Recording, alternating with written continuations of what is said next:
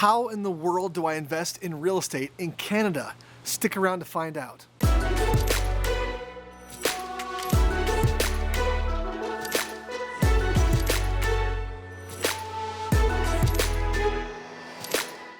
Hey friends, Stephen Michael Miller here, and today I'm going to talk about Canadian real estate. As a matter of fact, I'm going to talk about why you may or may not want to do real estate in Canada. Now, I know there are a lot of our Canadian friends out there who have been asking, how do I get started in real estate here in my own backyard, or maybe how do I do real estate not in my own backyard? So I want to kind of address this real quick right now. I've got my laptop right here. I'm not a Canadian real estate expert. As you all well know, Kris and I have both done the vast majority of all of our real estate, or all of our real estate in the US.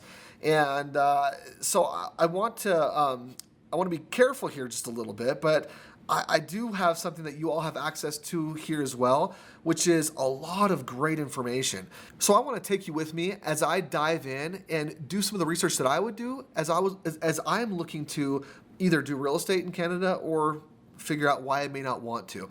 So come and follow me right now. I'm here on the good old website of google.com. If you've never been on there before, then you need to find a way out from underneath that rock. Okay, so you've got google.com. Just go on right now, and I typed in Canadian real estate market. You can do Canadian real estate 2018. You can do lots of different things. You can, do different variations there to get different types of information.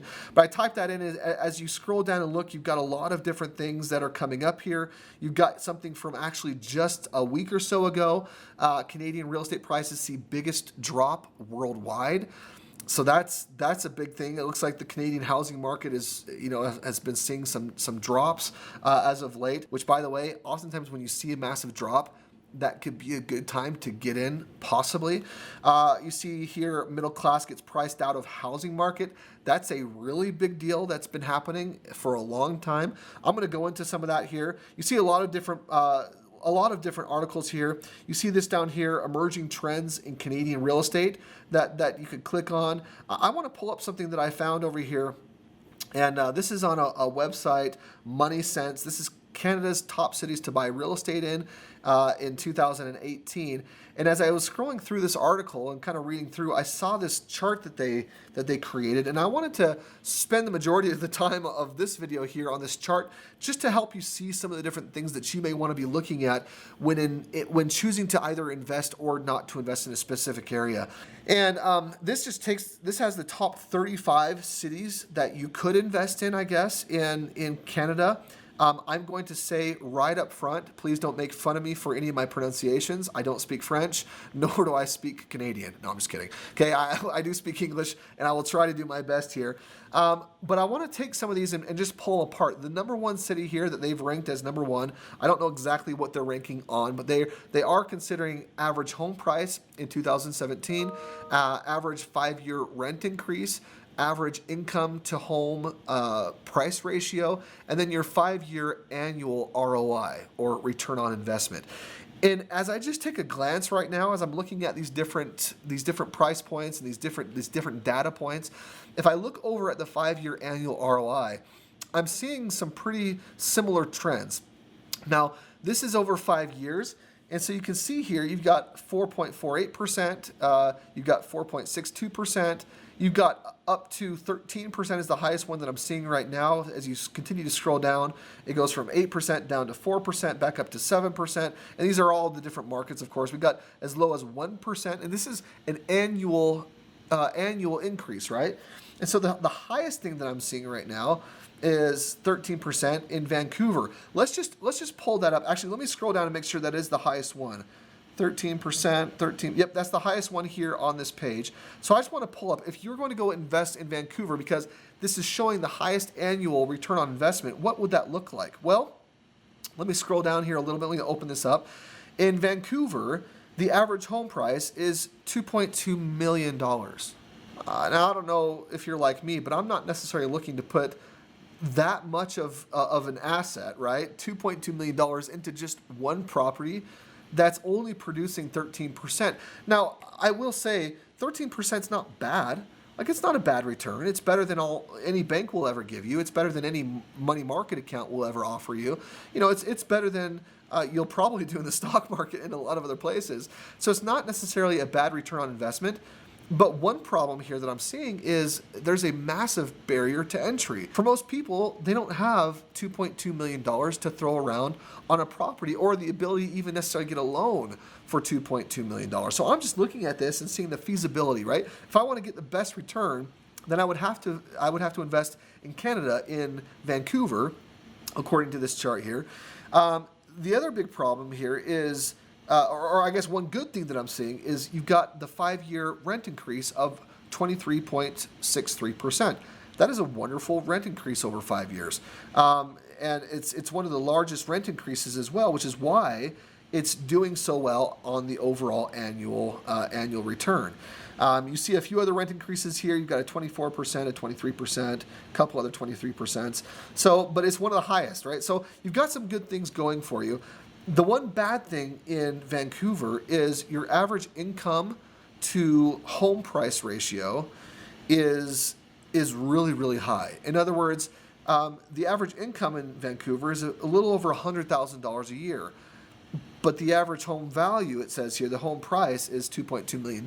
So that's a 22 times higher value of home than income. That's a massive gap. And most places, most people can't afford that type of a gap. And so you just want to be aware of those things. You just want to take a look at this. Let's look at one of the lower ones just to kind of see what we've got here. The lowest value in the homes, average home value, you see here is $185,000.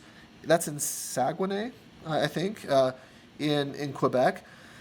So if you look at that, $185,000 for the home, okay, you can see right here the average 5-year rent increase is 9.11%.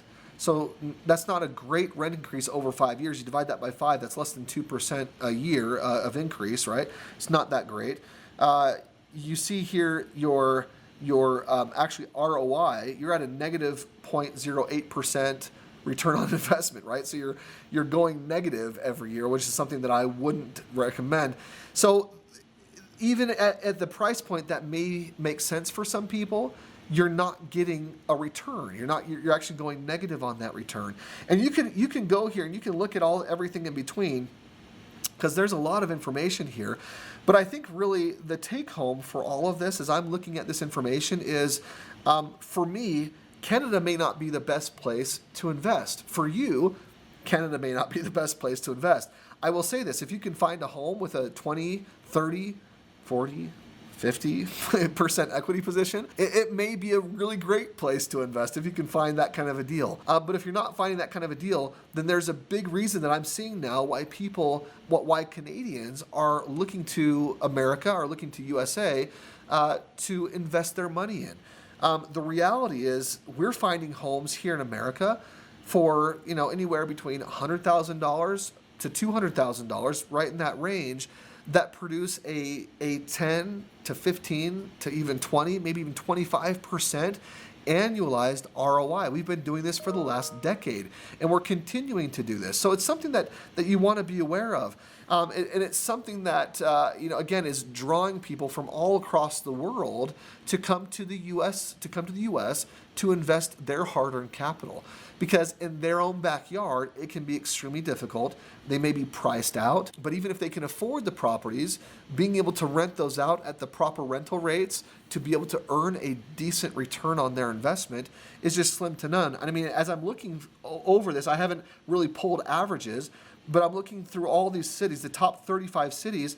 My guess as I'm looking through this is the average annual return is probably 5%, maybe 5 or maybe 6%, somewhere right around there. I haven't done the math. You could probably do the math and you'll be a lot more accurate than I am right now, but it's probably 5 or 6% is the average annual ROI. At a 5 or 6% average annual ROI, that's just not enough, for me anyway, to get my money to really work for me. I'm looking for 15 to 25%, right? Year over year, over and over and over again. If you're able to earn 15 to 25% on your money's doing some pretty good things for you.